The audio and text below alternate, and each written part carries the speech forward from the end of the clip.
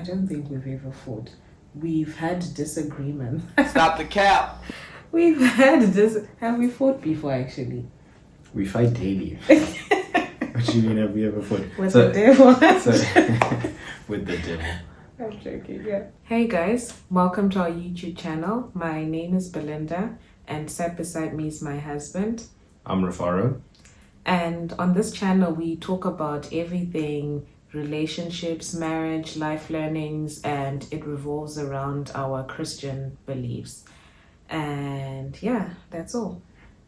Okay, so let's go into it. So today we're going to be doing a conversation style, I guess. It's just a conversation really between the two of us. I don't know why I say conversation style. We're just going to have a conversation and just reflecting on how 2 years of marriage has been for either of us, or the two of us. So yeah, that's pretty much it really. All right, so can I have the honors of asking the first question? Yes, you can go ahead. Okay, yay. So how has marriage been for you so far? The transition from being a boyfriend to being a husband, how has that transition been for you? Good question. I think it's been a lot of unlearning to relearn. And the reason I say unlearning to relearn is because obviously when you walk into marriage, especially in my case, you walk into it having your family set up, which kind of determines how you operate and interact with the people around you. And as a person who came out of a home with 2 kids, 2 boys, affection isn't always like first thing that comes to mind, or emotions. We tend to operate on logic, and because of the way my brother and I operate as well, we tend to work with the logic and not emotion. So it was learning that you are an emotional person and you tend to do a lot of emotional thinking, and now just being okay with that and accepting that sometimes I have to create space to be able to allow your emotions to show themselves and to express themselves. So that was probably, I think, the biggest navigation point so far for me. Just unlearning to relearn. Okay, all right. And I like the fact that you gave an example, and obviously there's more examples, but thank you very much for that. And I think I can also resonate with that. Like, it's just me asking myself a question, but anyway, it's a conversation. So I think I can resonate with that in the sense that I've also had to unlearn a lot of things, because I would say that I considered myself a straight shooter. Like, I'll just say things.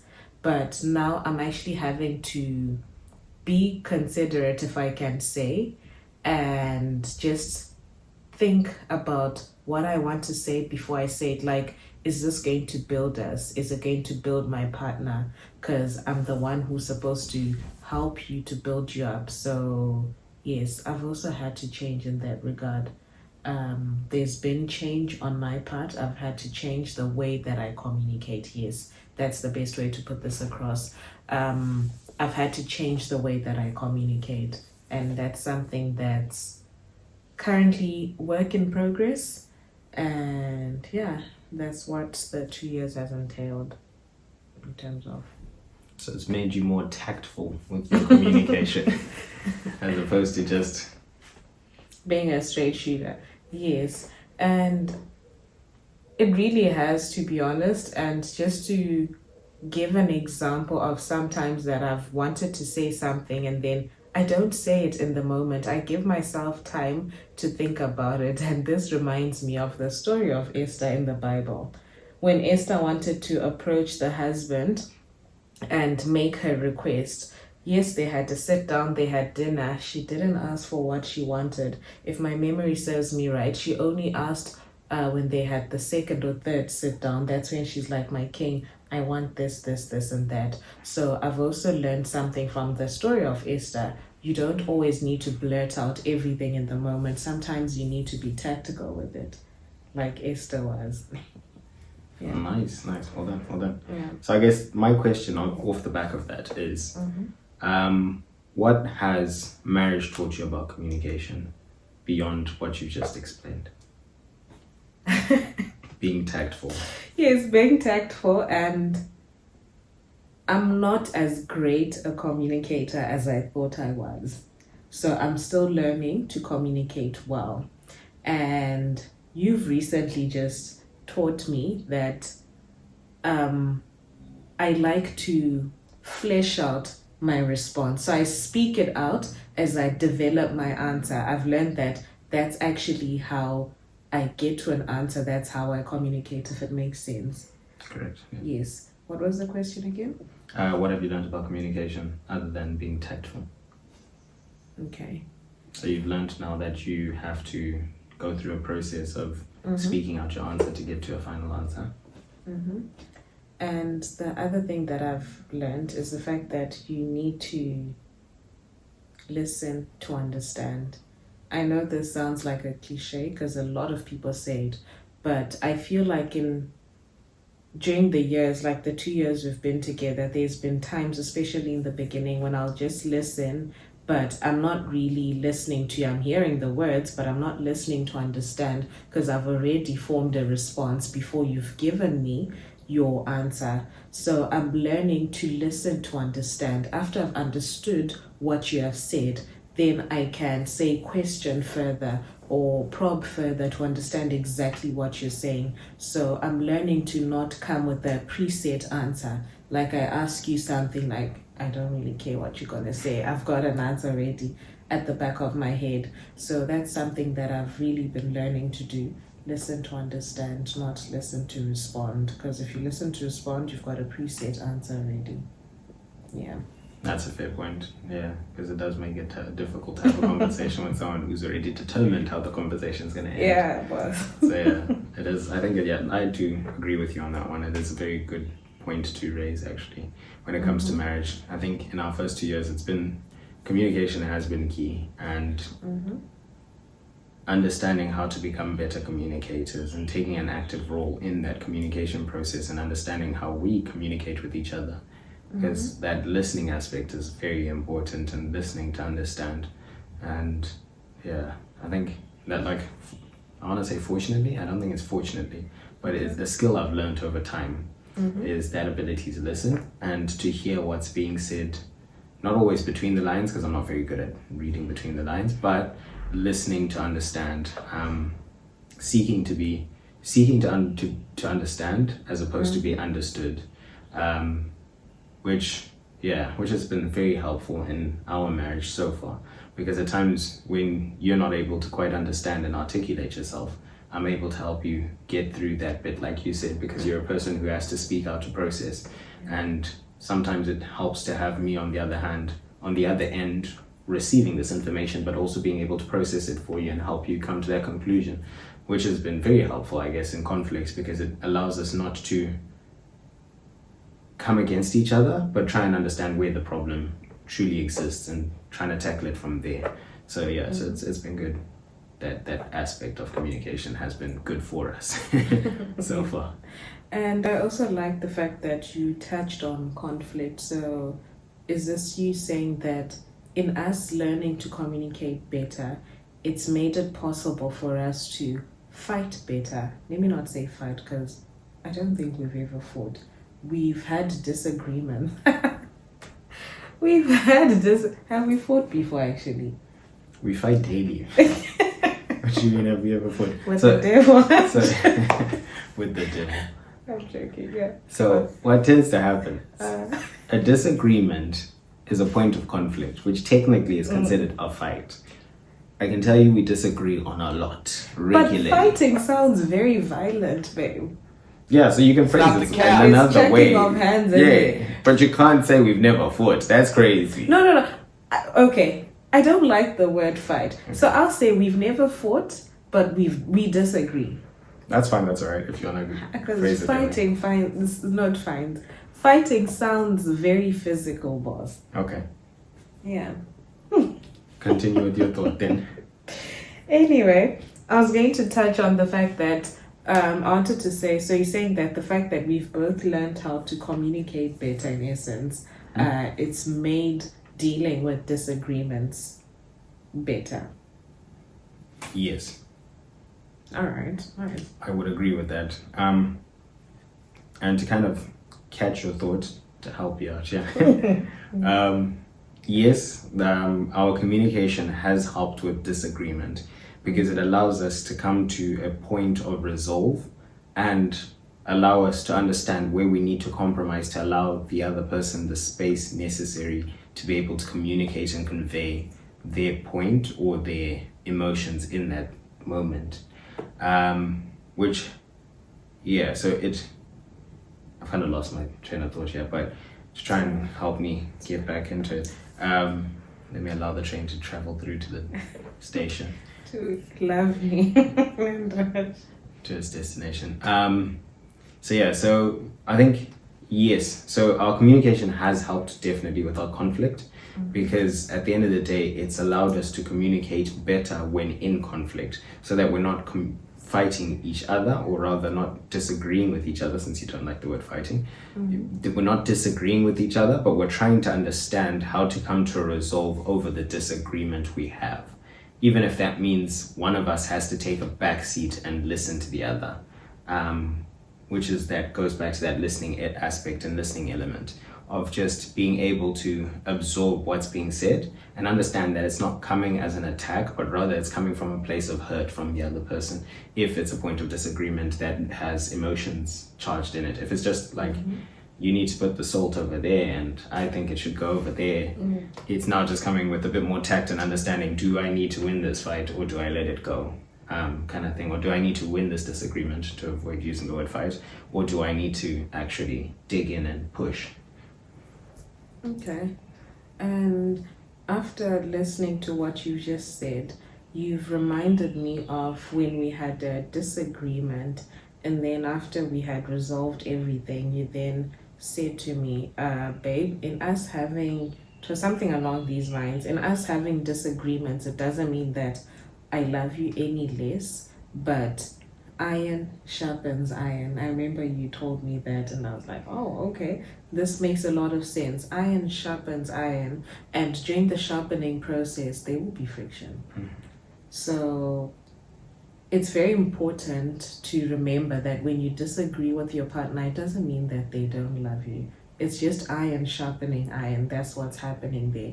For as long as you do it with respect, you need to communicate well, obviously, and also to do it with respect. You shouldn't put respect on the side and be like, nah, let's fight.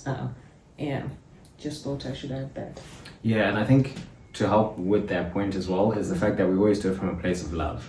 As the Bible teaches that we should operate from a place of love and never a place of fear. So it's not because we're fearful of losing to the other person, but because we love the other person and we want to understand them and we want to get to a point of being in a better place together. It helps a lot because then that friction that we face, we realize that's necessary tension in order for us to grow. To grow as a couple, yeah. Exactly. And like anything that needs to grow, needs to go through the growing pains and the tensions of growth. So I think, so it's been, you summed it up perfectly, really, not to try and mansplain you. I call myself there. But it's been good because of that verse that reminds us that we have to come into conflict sometimes and we have to come to a point of tension for us to be able to outgrow that point. But it's a choice and it has to be a thing from a place of love and not fear. Okay, and can we just unpack this whole thing of disagreeing or fighting from a point of love?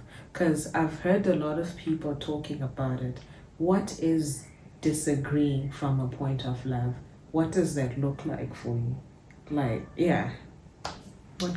Fantastic question. So this one is, I've got a good answer for this one.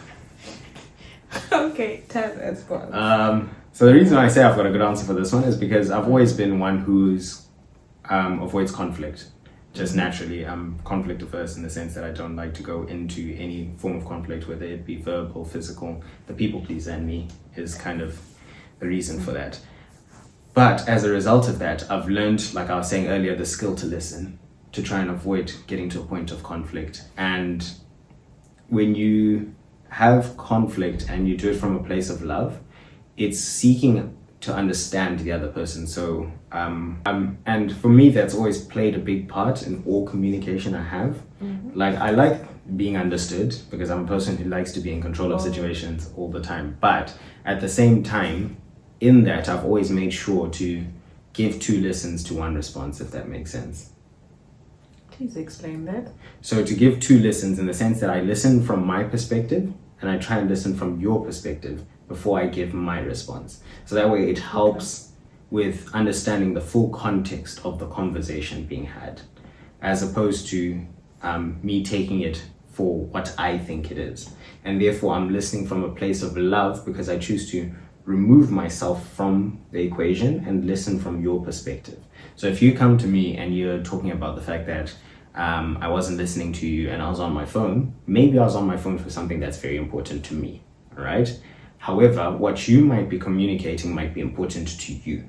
So therefore, I have to take a step back if I'm going to choose to listen from a place of love and try and understand why you're so hurt, instead of trying to communicate why I am so hurt by this accusation that's coming towards me. So it's that concept, I guess, is the main reason. 2 things really, big takeaways for me when it comes to listening from a place of love. It's seeking to understand, not to be understood, 1. And then 2, that giving that double listen to 1 single response. So listen from my perspective, listen from your perspective, and then give a response according to that. That's kind of I guess I didn't really answer your question, but I gave you my approach to how I perceive that to work. Okay, so basically it's not all about you. You're able to step out of your shoes and step into your partner's shoes. Okay, all right. So that's how you deal with conflict with love, or how you fight with love. Okay. And for yourself, what does that look like? How do you interpret that? For myself, I would say that in the early stages of our marriage, we're still in the early stages, to be fair. We're only 2, so we're definitely in the early stages. We definitely are. So in the early months, I think whenever we had the disagreements, I'll be like the stubborn Belinda now. And even my demeanor changes, my facial expressions change. So it's something that I'm working on. I'm not perfect as yet, or I'm not at the level that I'd like to be. I would like to keep the same face and not frown and not roll my eyes when you're saying something. Because yes, we disagree, but I should still maintain that respect. So that's something I've learned. It's something I'm still learning, that when we disagree, you're still the head of this home. So I shouldn't strip you down of all of that and be rolling my eyes and doing whatever. I should listen to you, and my body language shouldn't be like, I'm not interested in what you're saying. So I think for me, that's what disagreeing with respect looks like. Okay, so it's not necessarily, so your disagreement with love is making sure you uphold that respect element. Yes. And something else that we're not talking about, that we both do not do, and I don't think it's always a given, we don't shout, to be honest. We disagree, but correct me if I'm wrong, I don't think we've ever raised our voices at each other. I think that's something that we've done well when it comes to disagreements. We don't shout.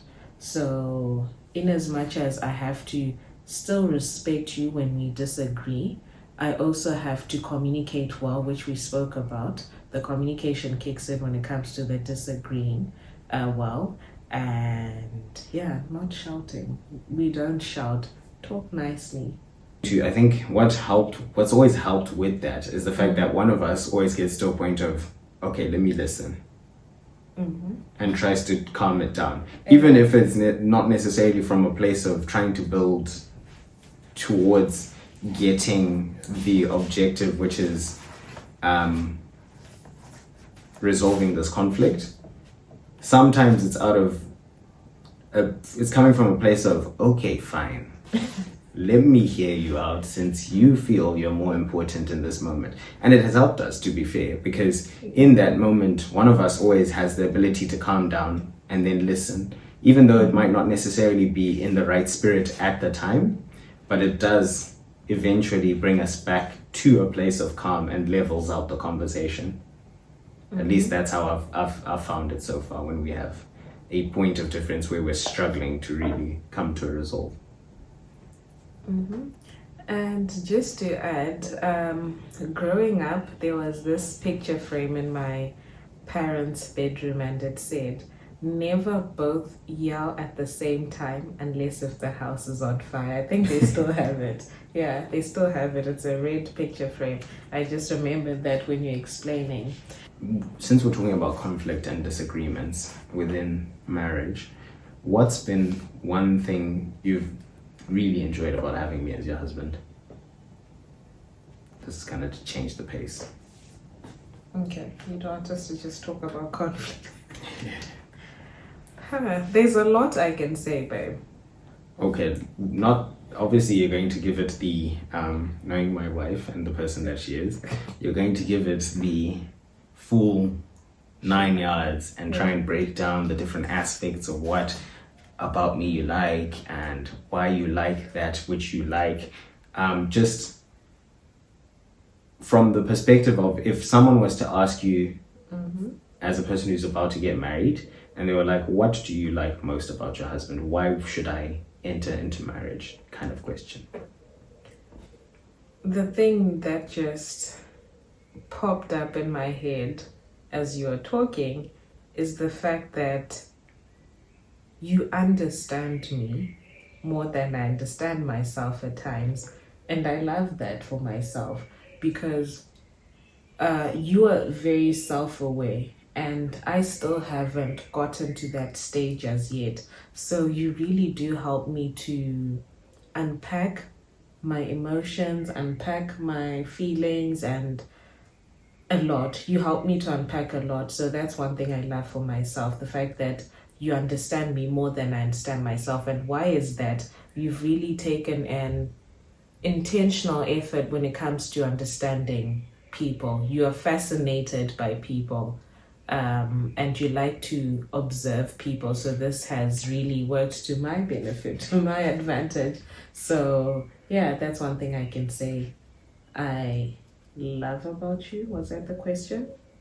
Yeah, you could put it as that, phrase it that way. Yeah, Okay. pretty much. Can I throw that question back at you?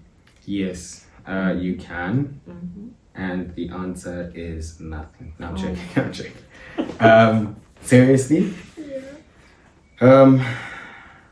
If I was to be asked by someone, like if I was to paint the same scenario that I painted for you, I think, to be fair, this is the answer I've given everyone who's asked me, actually. And it's the fact that you bring stability to my life, okay? In the sense that, like, anyone who's ever asked, like, how's marriage? The honest answer is I always tell them that it's great, because my wife has brought such stability to my life, it makes no sense. And, well, it makes sense, not that it makes no sense, it's a silly phrase. But yeah, you've allowed, so like simple tasks, like cooking or having a meal prepared, like things like that are ordinary, like automatically done. Without there having to be too much of a back and forth or too much of a thought process, which sounds ridiculous, but as a person who's not a fan of standing by the stove and cooking, this is not to say that I don't cook. Please, for the record, let the people know that I'm a fantastic cook. Oh, okay. I thought you were going to say something else. He's a great cook. Thank you. All right.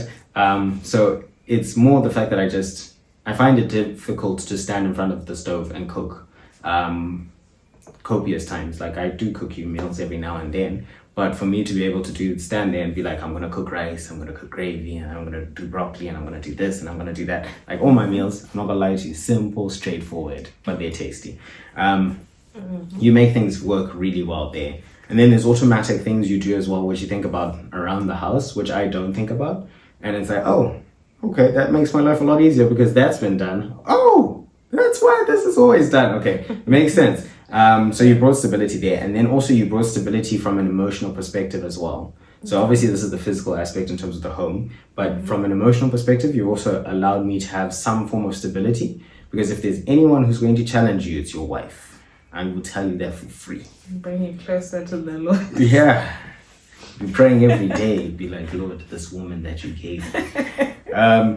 Yeah, so you've allowed me to find some stability in terms of emotional spaces as well, because when you've challenged me in such a way that I'm having to regulate myself to be able to better articulate, if that makes sense. And as a result, I'm able to also love you better because I'm now emotionally regulated, in the sense that I don't blow hot and cold. I'm more of a mellow medium, which I know some people that actually know me would say that I'm probably one of the most chill guys they've known. But if you ask my wife, she'll say, yeah, I'm not really the one of the most chill guys there.